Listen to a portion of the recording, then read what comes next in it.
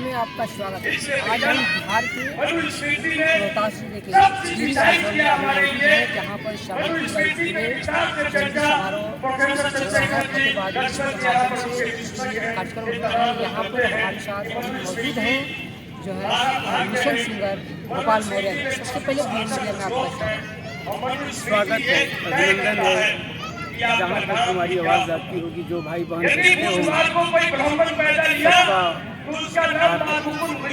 स्वागत है, अभिनंदन है, वंदन है। आपकी मीडिया को लाइक करें, शेयर करें, सब्सक्राइब करें, हम तो यही करेंगे। क्या सबसे पहले जो है आप मिशन गायक हैं और मिशन गायकी के हर जगह आप मौजूद रहते हैं। जिस तरह से बहुजन समाज को आप बना रहे हैं, कितना जो है बहुजन समाज हमारा अभी जग रहा है। और बहुजन समाज में वो आग लग चुकी है जिस आग को भगवान बुद्धा, कबीर, पेरियार, राष्ट्रमाता सावित्रीबाई फुले, राष्ट्रमाता फातिमा साहू शिवाजी ने लगाए हैं। वो चिंगारी लग चुकी है। हाँ, जिनको हम चुन करके संसद में भेजते हैं, विधानसभा में भेजते हैं, वही सो जाते हैं। हमारे बहुजन समाज का पिछड़ने का कारण यही है कि वही हमको अंधा बनाते हैं। और घर घर में जो आज देश को चला रहा है, जिसके हाथ में सत्ता है, सारी मीडिया है, तो उसके कार्यकर्ता हर घर में लगभग प्रवेश कर चुके हैं। एक टीवी और दूसरा अखबार। तो जो वर्तमान समय में टीवी और अखबार देखेगा तो अंधविश्वास को मानेगा, अंधी भक्ति को मानेगा। उसके आँख में आँख रहते हुए अंधी भक्ति के नासूर, माड़ा नाखूना उसके अंदर रहेगा। अच्छा, एक चीज़ बताइए कि जो अभी अखबार अभी जो है उसको लोग धीरे धीरे नकार भी रहे हैं, तो अभी सोशल मीडिया में आपका क्या देखिए, एकमात्र देश में सोशल मीडिया ही है जो बहुजन समाज के लिए सच्चा मीडिया है। बहुजन समाज अपना विचार का आदान प्रदान कर सकता है, यही सत्य है। और यही सोशल मीडिया ही एकमात्र हमारे भारत में बहुजनों के लिए सच्चा मीडिया है। अगले जो कार्यक्रम कहाँ पर मौजूद है? अभी तो हम पूरा बतला नहीं सकते हैं। हाँ, तो अब वो अपने साइड में है।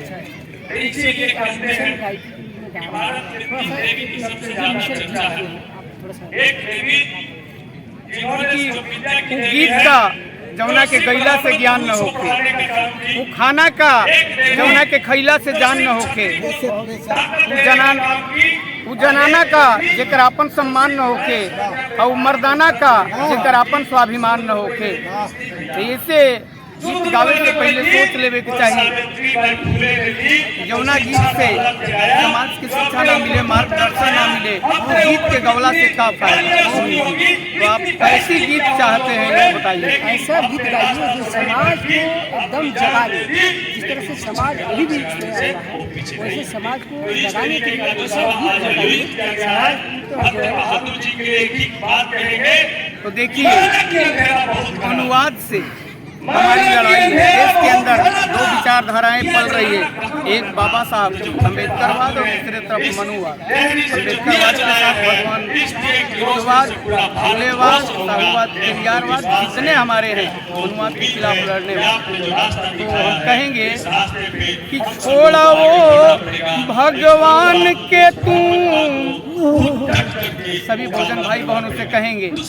भगवान हालांकि पाली भाषा का शब्द है, ये गलत शब्द नहीं है, लेकिन ईश्वर का पर्याय वो बना दिए हैं। इसलिए हम कहेंगे कि छोड़ो भगवान के तू, इंसान के पूजा हे भैया। छोड़ो भगवान के तू, इंसान के पूजा हे भैया। थोड़ा वेद पुराण के तू, थोड़ा वेद पुराण के तू, संविधान के पूजा हे भैया।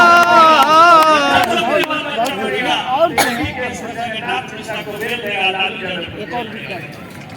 अच्छा शिक्षा बाबा साहब बच्चों को देखे पढ़ते आते जा तो अपने पिताजी से सवाल किए कि बाबूजी ये कहाँ बच्चे जा रहे हैं। तो उनके पिताजी बतलाए कि बेटा ये पढ़ने जा रहे हैं और आ रहे हैं। जब बाबा साहब बोले कि पिताजी ये बताइए पढ़ाई कैसी होती है, तो वहीं उनके पिताजी बतलाए कि बेटा पढ़ाई शिक्षा ही ऐसा हथियार है जो दुनिया के हर विकास के रास्ते को खोल देता है। यानी विकास की कुंजी है शिक्षा, विकास की जननी है। तो इसलिए राष्ट्रमाता सावित्रीबाई फुले की जयंती में हम आए हैं। उनको कितना कुछ झेलना पड़ा है। उस समय लोग कहते थे, हमारे बचपन में भी हम सुना करते थे कि आटा के मड़ले आ मेहरारू के कड़ले, यानी सदियों से उनको गुलाम बना करके रखा गया है, पैर के नीचे रखा गया है। राष्ट्रमाता यही बात कर रही थी अपनी बहनों से कि पढ़ लिखल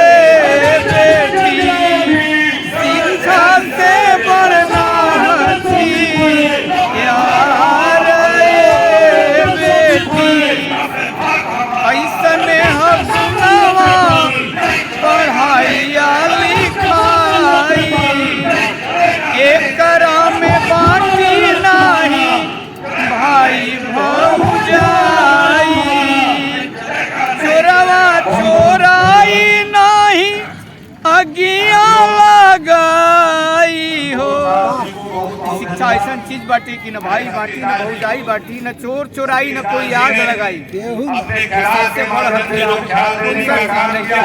बाबा साहब कले शेरनी के दूध बाबा साहब बतवले मनुआ दी रहिया से लोग के हटवले। बात बना शेरनी के दूध बाबा साहब बतवले हो, कैला तू शिक्षा से प्यार बेटी, शिक्षा से बढ़ना थी प्यार बेटी।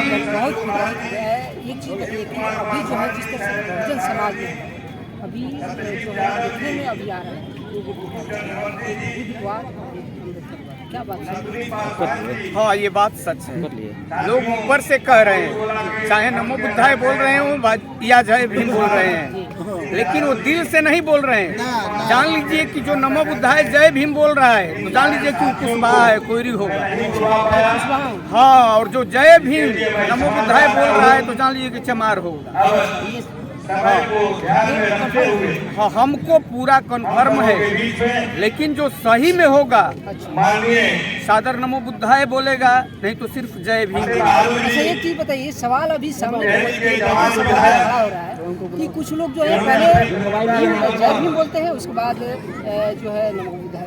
इसका मतलब क्या है आपके नज़र में? देखिए, हमारे नज़र में ये मतलब है कि पहले हमको बाप को याद करना। बाबा साहब भगवान बुद्ध को, फुले को, कबीर को अपना आदर्श माने हैं, तो हम पहले भगवान बुद्ध का नाम लेंगे, फिर बाबा साहब आएंगे। गुण को भी देखिएगा तब भी, गुण को भी देखिएगा तब भी भगवान बुद्धा अरहत है, तथागत है, इस ब्रह्मांड के तथ्यों से अवगत हो गए हैं, पहचान लिए हैं। अरहत अरि माने दुश्मन होता है, तो ये बाहरी दुश्मन नहीं, हमारे जो अंदर दुश्मन है काम क्रोध मद लोभ, इससे परे हो चुके थे। भगवान बुद्ध एक डिग्री है, उनका नाम सिद्धार्थ था, सुगति था। जब उस बुद्धत्व को प्राप्त कर लिए, बुद्ध किसी चीज को जानने एवं समझने की प्रक्रिया को ज्ञान कहते हैं। विवेक, न्याय युक्त, निष्पक्ष एवं लोक कल्याणकारी भावनाओं को लेकर जो विचार किया जाता है उसे विवेक कहते हैं। जो न्याय युक्त हो, निष्पक्ष हो, लोक कल्याणकारी हो, जहाँ पे जाति धर्म संप्रदाय अमीरी गरीबी ऊंच नीच अपने पराये की भावना न हो। तो भगवान बुद्धा का परिवार संसार बन चुका था। तो पहले हमको सादर नमो बुद्धाय बोलना है, तब जय भीम बोलना है। एक सवाल जो है बहुत दिखाई सवाल सामने पूरे बहुजन समाज में खड़ा हो रहा है। इसमें जो है सम्राट अशोक जो सम्राट अखंड भारत का निर्माण किए थे वो लुप्त हो जाएगा, क्या कहेंगे? तो ना, ये तो समाज की चतुराई है। जो सम्राट अशोक को याद नहीं करता है, अखंड भारत का निर्माता प्रथम चक्रवर्ती सम्राट चंद्रगुप्त मौर्य ने किया था। उस समय 16 जनपदों में बटा हुआ था, अखंड करने वाला वही है, प्रथम चक्रवर्ती सम्राट चंद्रगुप्त मौर्य, जिन्होंने 323 ईसा में 323 ईसा पूर्व सिकंदर को मारा। लोग कहते हैं जो जीता वो सिकंदर, लेकिन नहीं, ये गलत बताते हैं लोग। जो जीता वो चंद्रगुप्त मौर्य। पंजाब के चेनाब नदी के किनारे 323 ईसा पूर्व में सिकंदर को मारने वाला, उसका नाम था अलेक्जेंडर। पंजाब के राजा को जीत लिया पूर्व को, तो भारतीय संस्कृति के अनुसार उनका नाम अलेक्जेंडर से सिकंदर रखा। और वो अफगानिस्तान का था, वो अपनी संस्कृति के अनुसार इनका पूर्व नाम था तो पोरस रखा। और सम्राट अशोक महान इस तरह से महान नहीं है। आज भी विश्व के मुख्यालय में देखिएगा तो भगवान बुद्धा और सम्राट अशोक, चक्रवर्ती सम्राट अशोक महान की तस्वीर मिलेगी। एक साथ 84,000 पुस्तकालय, वाचनालय, विद्यालय का उद्घाटन करने वाला सम्राट अशोक महान, और भारत को सोने की पंछी बनाने वाला, स्वर्णिम युग वहीं लाया था। भारत को सोने की पंछी बनाने वाला, गीत भी सुने होंगे कि सोने की थाली में जौना परोसो, भाई बहन भी गावत रही है, हर डाल डाल पे सोने की पंछी करती है बसेरा, ये भी सुने होंगे।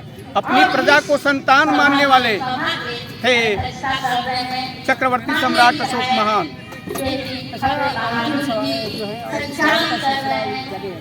बताइए जो है सम्राट अशोक और जितने महापुरुष हैं ये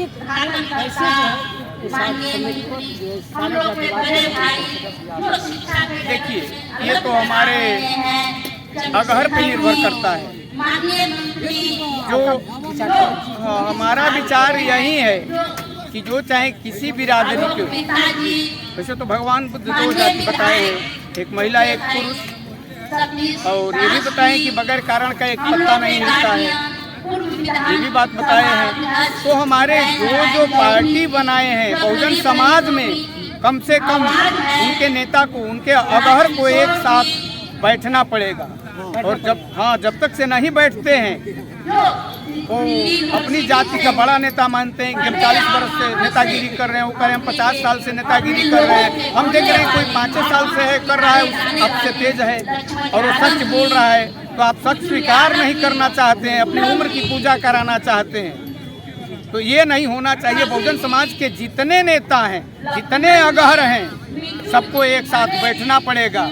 और उसमें चाहे डोम हो या चाहे कुशवाहा हो, अहिर हो, चमार हो, कोई हो, अगर डोम तेज है तो उसको सर्वश्रेष्ठ का पद देना पड़ेगा। आज जो है सावित्रीबाई फुले, राष्ट्रमाता सावित्रीबाई फुले का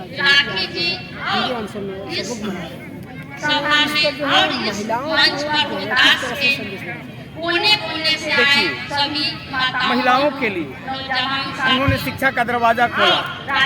हिंदू के विधान में, मनुस्मृति में लिखा गया है कि नारी शूद्रो न जेता, नारी और शूद्र को शिक्षा नहीं देनी चाहिए।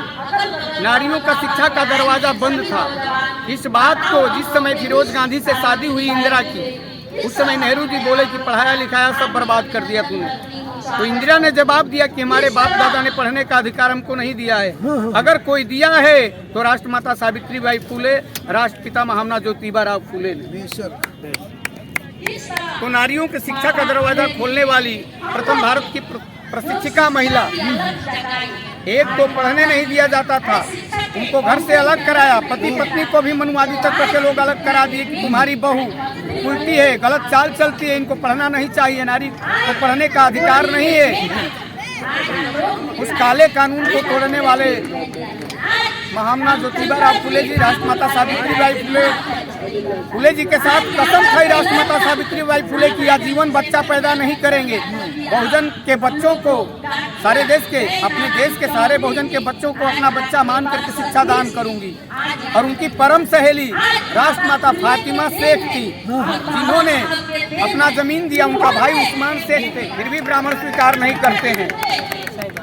तो भारत की नारियों के लिए शिक्षा का दरवाजा खोलने वाली राष्ट्रमाता सावित्रीबाई फुले और उनकी परम सहेली राष्ट्रमाता फातिमा शेख, जिन्होंने कसम खाई कि हम शादी नहीं करेंगे, आजीवन कुंवारी रहेंगे, लेकिन बहुजन के बच्चों को शिक्षा दान करेंगे। राष्ट्रमाता फुले, राष्ट्रमाता फातिमा शेख भी ये कसम खाई। स्पेस नहीं, हाँ बोलिए, बंद करिए। स्पेस नहीं है।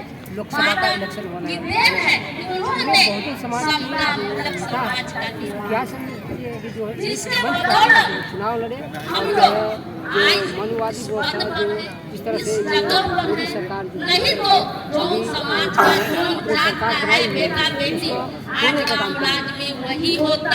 देखिए, मोदी सरकार की बात चल रही है, तो अभी कल ही जंतर मंतर पर धरना देने वाले भानु प्रताप, सुप्रीम कोर्ट के वकील साहब, ईवीएम हटाओ देश बचाओ, ईवीएम हटाओ संविधान बचाओ नारा दे रहे हैं। उनको पुलिस पकड़ करके ले गई। और मोदी जी की यह धारणा है, आरएसएस भाजपा का धारणा है कि जो हमारे खिलाफ बोलेगा, यानी सच न बोले, हमारा पोल न खोले, अगर जो सच बोलेगा उसको जेल में डालेंगे, अस्पताल में भेज देंगे। ये हालात है देश के अंदर। और घर घर में बता रहे हैं कि टीवी और अखबार, सारे मोदी मीडिया के चैनल हैं, उस पर बहुजन समाज के कल्याण की बातें नहीं होती है। जब तक से बहुजन समाज अपना अहंकार त्याग करके एक दूसरे के गले नहीं मिलेंगे, अगर कोई समझेगा कि हम अहिर से बड़े हैं, अहिर समझेगा हम चमार से बड़े हैं, चमार समझेगा हम डोम से बड़े हैं, डोम समझेगा हम मुसहर से बड़े हैं, तब तक से आप एक नहीं हो सकते हैं और सत्ता को प्राप्त नहीं कर सकते हैं। नहीं, अपने अभिमान को, अपने अहंकार को अपने से दूर करना पड़ेगा, चाहे जाति का हो, अभिमान धर्म का हो, रूप रंग का हो, लिंग का हो, नारी हो या चाहे पुरुष हो, लिंग भेद भी न हो, तब जा करके आप एक हो सकते हैं। और जब तक से एक नहीं होंगे, एक आवाज नहीं आएगी, एक साथ नहीं बैठेंगे, एक साथ खाना नहीं हो सकते हैं, उस सत्ता को हथिया नहीं सकते। 2024 में किसकी सरकार बनेगी? देखिए, ईवीएम हट जाएगी तो बहुजन आ जाएगा।